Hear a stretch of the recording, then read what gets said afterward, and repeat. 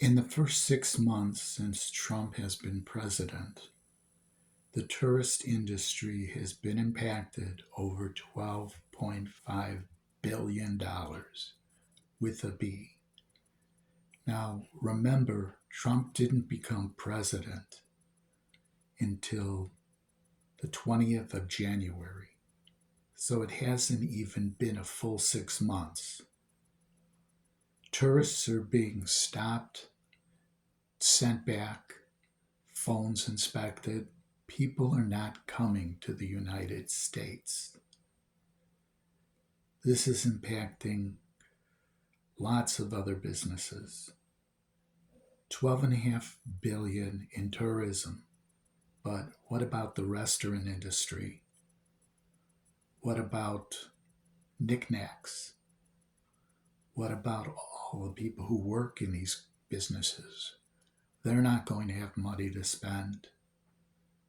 It's going to be a ripple down effect. They talk about ripple down economics. This is ripple down depression.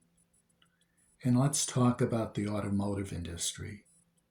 The automotive industry is expected to take a major hit.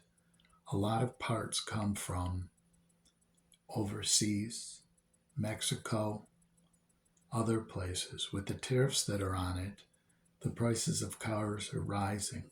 People are not buying as many new cars. The plus side is that used cars, the cars that people possess, are worth more. But that's the rub of the thing. With the prices on new cars going up, people are going to start keeping their their current cars longer, which means there's going to be less sales, which means that salesmen are going to lose their jobs. The whole thing is trickled down to the bottom. Make America great again? The truth of the matter is that if the shooter wouldn't have missed, he would have made America great again. We are pariahs around the world. Everyone hates us. That's right, they hate us. They think we're all stupid for electing Trump.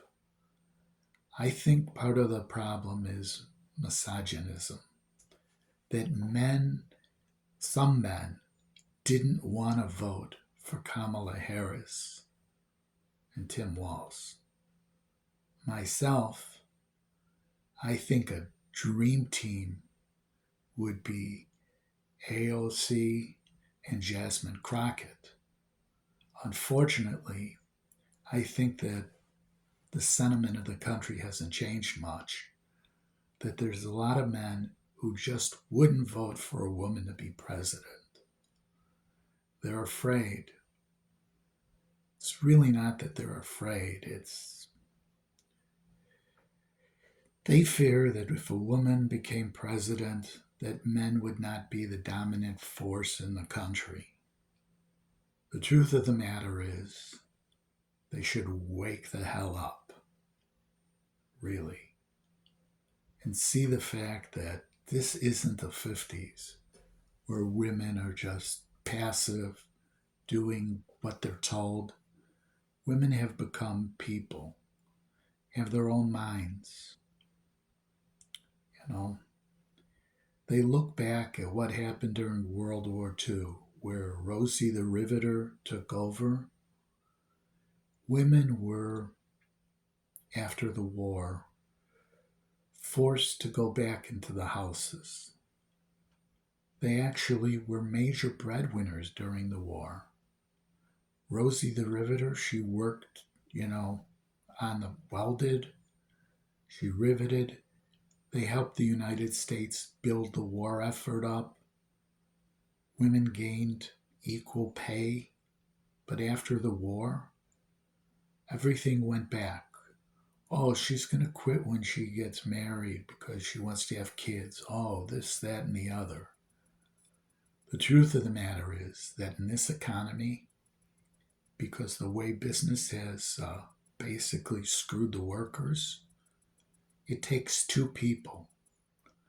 If the minimum wage would have kept up with inflation, workers would be getting paid, the minimum wage workers would be getting paid probably twice what they're getting paid now.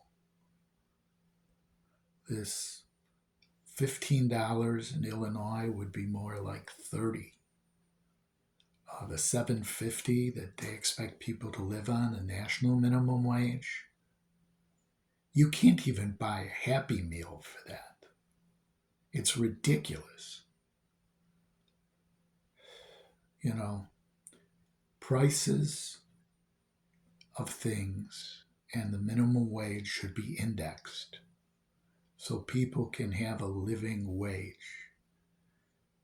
Most people don't realize that in the 50s, one person could work, one person could stay home with the children, and you could even afford to buy a car. And you could probably pay for most of it down. Right now, the whole economy is predatory towards the worker. It's amazing that we've never had like a French Revolution here, where people just revolt and say, we're not going to take it anymore. Off with their heads. Bring back Madame Guillotine. The workers in this country have never really revolted. It's about time. We need general strikes. We need to let business know that these profits that they're making, this big, wonderful bill that they're calling it, is bullshit. We need to tax the rich. We need a one-time 50% tax on all of their wealth. Anyone who has more than $15 million, everything above that you own has a one-time tax. That money would go into the economy. That money would bring the debt down to nothing. Then if they want to get their tax cuts when we're starting out at zero, we can think about that. By the time it adds the money to the deficit, it would still be a lot less than what it is now. And everyone would be happy. People would be getting paid more. People would be able to, afford more. They talk about the Great Replacement theory. How people are not having children. How people are only having one child. Well, that's because they can't afford more than one child. That's because they can't afford children to begin with. It's about time these people that are saying, the Great Replacement theory, realize that if we tax the rich properly, if we raise the minimum wage, if we raised wages to begin with, where people could afford more, they'd be able to have children. One person would be able to work. One person would be able to stay home with the kids. The economy would be better.